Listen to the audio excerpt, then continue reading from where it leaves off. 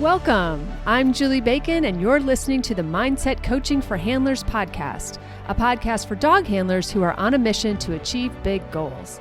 Here I share lessons, insights, personal stories, and tools you can apply during your next show, trial, or test to help you strengthen your mental game and hopefully cue more consistently. Be sure to check out the show notes where you'll find details about the episodes, plus important links, including the link to the Dogged Planner and Workbook created just for handlers on a mission.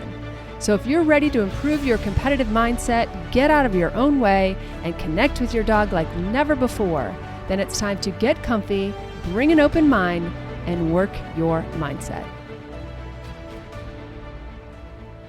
Hey there, and welcome back to the podcast. Okay, this week we're going to talk about something that came up in a recent seminar I did, and that has to do with forgetting the course or getting lost in the course or kind of forgetting where you are, getting distracted. And then also something I'm going to add to this, which is, and because it came up as well, and I think it's related, doing the quote hard part of your exercises or your course, and then kind of messing up what you thought was the easy part. Okay. And I'm going to throw that all together. So we've talked about different pieces of this in previous podcasts, and I'll try to gather a couple suggestions for you in the show notes if you want a refresher. But when we forget courses or forget where we are or do the hard parts and not the easy part, all of that has to do with two major buckets of things, okay? And of course, within those buckets, are smaller threads that we could pull apart. But they either have to do with ring nerves, okay? Or they have to do with your ability to focus and stay present, aka mental stamina, for longer periods of time, all right? And I will start with the latter first, and then we'll take the ring nerves part in the second half of this conversation.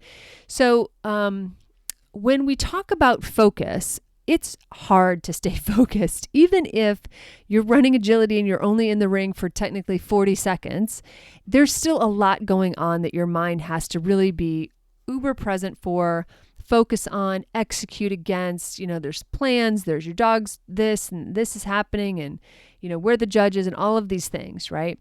And so it doesn't matter if you're in obedience or you're in rally. Actually, it might even be harder because you are in those rings for longer periods of time. Obedience, you can be in that ring for 5+ minutes. I know that when I do karting or draft with my dogs, I can be in the ring like 10 or 12 minutes. And so our dogs are working without, any more reward than our voice, maybe in between exercises or something, depending on how it's structured. And so it's a long time to perform and stay present. And right now, as I record this, the Women's World Cup soccer, aka football, is starting up this weekend. And, of course, while I know zippity-doo-dah about soccer, except whatever Ted Lasso taught me, I really love these kind of elite events to see like the athletes and the commitment. And of course, my God, the physical stamina to play soccer for that long is just beyond me, right? I get huffy and puffy at the end of an agility run, but they're staying focused for, an hour and a half, or 45 minutes and 45 minutes and plus extra time. So when we think about that, we think we have to give ourselves a little bit of space in that we don't just do that overnight, right? They didn't just start doing that and have that ability to focus for that length of time and really stay present, okay? But it is a mental stamina of sorts that we have to build up to. And it starts with learning to be present in the moment and really blocking out the other things that don't matter, right? When you look at those kinds of athletes, whether it's at the World Cup or Olympics or, again, whatever the elite sport is, they aren't also thinking about their grocery lists or laundry or what another competitor said to them as they were headed into the ring or, what happened in the parking lot that morning, whatever. I mean, they are blocking it all out. And of course, some of them, at those elite levels, they just get shuttled around. They don't have to think about any of those things out. Even their clothes are laid out for them. Their food is laid out for them. Of course, yes. But they are trained to really focus on their mental game and be able to stay in their game for the whatever length of time is required. And that is a thing that we need to really put more focus on and really learn and practice doing. And a lot of us are taking some time off in the summer because it's, a jillion degrees and it's a good time to do that. Or maybe you've just finished, getting to the invitational. If so, congratulations. Or for whatever reason, but this is a great time to work on ourselves, right? And so mental stamina can come from a lot of different places. What it means to not be distracted in the ring or not forget where you're going or where the course is or not, notice things that are happening outside the ring. All of those things are like, think of our dogs when they suddenly need a break, right? Their minds get full and they go away from us or they leave us or they shake or whatever because they're like, ooh, too much. I need a distraction. And some dogs, when it's too intense, they'll just leave. My first dog would just be like, oh, this is a lot. I got to go. And what he was is that what I've figured out, he wasn't being naughty necessarily. I mean, he had a naughty streak. Let's not kid ourselves. But that wasn't the impetus of his behavior. What he was doing was the pressure was too intense and he was giving himself a break. So sometimes what we are doing when we get distracted in the ring, our minds need a break because the focus, the amount of focus that we were doing was, quote, too much, and our minds needed a break. So that could be happening. You could be, putting all of that emphasis on the hard part of it. And then when that's over, your mind goes, oh, thank goodness that's over. And again, your mind's taking a break when really you should still be, quote, staying in the game and focusing. So if you are having that difficulty, if you're having that problem, if you are also not remembering the course, some of that has to do with your ability to focus for long periods of time and to really, when I say focus, yes, I want you to be thinking about all the things you're doing, right? There are steps that you are doing. There are things that you are executing. You are asking your dog to do. You are in a certain position. I mean, it's complicated, right? There's as they say in Bull Durham, there's a lot going on here, okay? So there's a lot going on, but it also has to do with your ability, your brain's ability to stay in the present moment, in the thing that is happening right now. Because if you were in that present moment, then you would be remembering the next piece of the course, the next thing, because you're connected to your dog and you're seeing what's happening next. And you're seeing that, yeah, there's 3 more jumps or 2 more exercises before you can leave the ring, or, don't walk past that sign, because you're seeing that sign instead. So we want to really think about how we can build focus. I always talk about meditation, but I always talk about it with a caveat because I know that meditation is overwhelming to some people, or they're turned off by it, or they can't imagine, sitting, in a dark room with whale sounds or whatever on a cushion for an hour. And I'm not asking you to do that. Okay. I mean, whale sounds fine, but I'm not asking you to do that. But meditation of any sort, whether it's a walking meditation where you're just listening to the sounds, maybe it's just focusing on bird sounds, or, going for a hike where you're just thinking about trees or whatever, those count as meditation as well. And what we're doing in those moments when we meditate, whether we do sit in a room and listen to whale sounds and sit on a cushion, even for 3 minutes, we are learning to let everything else go in that moment. And by doing that, we're simplifying for our brain all of the things our brain has to worry about, right? We don't need to worry about the grocery list. We don't need to worry about the fact that we just ran out of joint supplement or whatever. We can hold that for later. And so getting present and getting used to just being in your thoughts, just focusing on yourself. That's why a lot of meditation focuses with just thinking about your breath, and not even changing your breath, just thinking about the fact that you're breathing in and you're breathing out, and just bringing your awareness to yourself instead of all of these outside things, bringing your awareness inward, they would say, those smart meditator type people, not and dropping basically all of the other things is really going to help you build that focus. Plus, it's relaxing. It has other health benefits. They've studied, they've said that, yes, science has said this has amazing properties of like healing and brain health and calming and all of these other things. So yes, meditation is one way to do it. You're also going to get there, quote, organically, by doing it more and more, right? Like we said, those soccer players, they've been doing this since they were like, they could walk probably. And so they've been building this ability to focus over time again and again. So if this is something you're struggling with and you are newer to dog sports, you're going to get better. Like, don't be so hard on yourself. You're going to get better.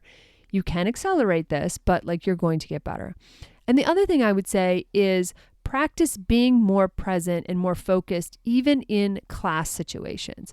I think that we let ourselves off the hook a lot when we go to like a group class, and, maybe it's more of a social class, or, we're seeing people we like and we're having conversations and we're so relaxed that, as we're dropping our leash or taking off our leash, as we begin, whether we're beginning a healing exercise or whatever, we might even be like having a quick conversation with the instructor, right? I do that. But that's not helpful to our ability to focus, right? So we need to make sure that we are doing things that get us in the game. And yes, that will help you learn the course in a way that when you are focused on the course, then you're focused on breaking it down maybe into sections and like, okay, now I'm in this section. Now I have to, stay in it. Maybe you have this mantra before you walk in the ring, like stay in it. Or when you walk the course and you're down to those last 3 exercises or jumps that are supposed to be, quote, the easy ones, you use that as a handling cue and you say, stay in it, right? Or if you're forgetting the course after a certain part of it, you have a mantra of saying like, okay, next the blue, or next go to the right, or something like that, that reminds you. So think of those moments as like handling cues when you know that your brain, your mental stamina is going to feel fatigue in those moments. How can you use an upcoming exercise, obstacle, jump, whatever, to remind yourself to like get back in the game, get back into focus, okay? Because when we disconnect, we know our dogs disconnect, and that can cause all kinds of other problems. All right. So those are like a few ways when we're thinking about how mental stamina affects our ability to remember and stay in it. And when we come back, we're going to talk about how ring nerves affect our ability to remember courses and stay present and not get distracted. Okay, super quick. If you've been DIYing your mindset, it might be time to commit to the Q membership. Each month, we take on a different theme and go deep on those topics each week. Handlers report back they have improved their confidence, gotten a handle on pressure, reduced their ring nerves, and more. The link to the membership is always in the show notes, and there's a monthly and annual option. If you choose the annual option, be sure to put Q Podcast in at checkout to get an additional month for free. You also get a coaching call with me. Back to the show. Okay, we're talking about remembering courses, remembering to run the whole course, not just, do really well in the hard parts and kind of like let up, if you will, on the easy parts. Same goes for, different parts of obedience or rally or, draft or any sport that you're playing.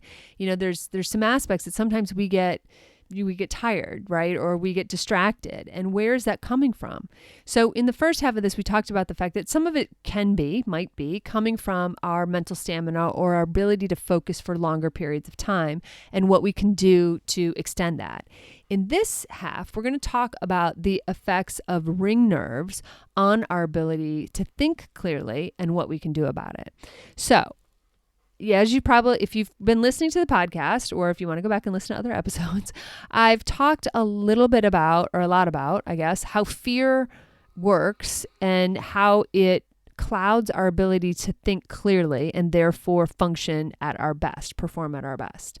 And in short, when I'm saying fear, it's ring nerves, right? So you might be saying, well, like, I'm not afraid. Okay, nobody's calling you a fraidy cat. I'm just saying that ring nerves, fear, whatever that is, fear of failure, wherever your ring nerves are coming from, what ends up happening is you are signaling to your brain. So the front of your brain, so if you think of your brain in kind of three parts, the frontal cortex is seeing a situation, a scenario, an experience, and saying like, oh, should I be nervous about this?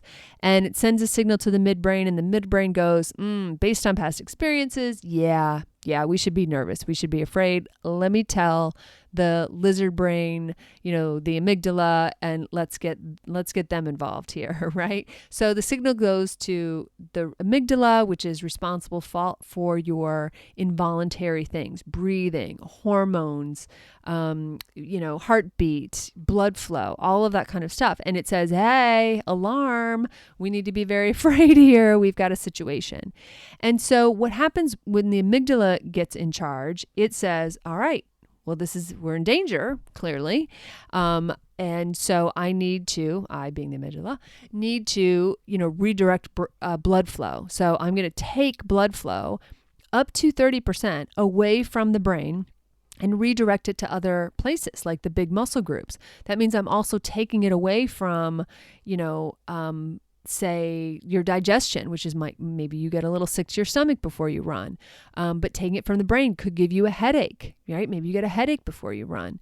And then it also says, okay, speed up the heartbeat, speed up the breathing, make it a little more shallow, flood the body with hormones, maybe, cortisol, some different things, some stress hormones, and really, maybe dilate your pupils. Let's get this party started. Like, we got to be ready to run from whatever this is. Okay. When that happens, you heard me say, right, that some of the blood flow, up to 30%, is redirected away from the brain. Okay. Remember that part where we need the brain to think? Okay. So sometimes when people get so nervous, it's the outcome or the symptom of that, or the thing that other people could see, is they like suddenly forget the course. Why? Because they literally have 30% less thinking capacity. Right? They're not being able to use their frontal cortex. Now, the frontal cortex is responsible for things like plans, strategies, futures, So when we walk a course or we make a plan for obedience or rally or draft or agility or whatever the sport is, we make those plans and then we get nervous, we forget the plan. So when you are in the ring and you are forgetting the rest of the course, that can be because your ring nerves got the best of you, and now your brain is like, no, I'm out. I've done everything I can do to get us to this point.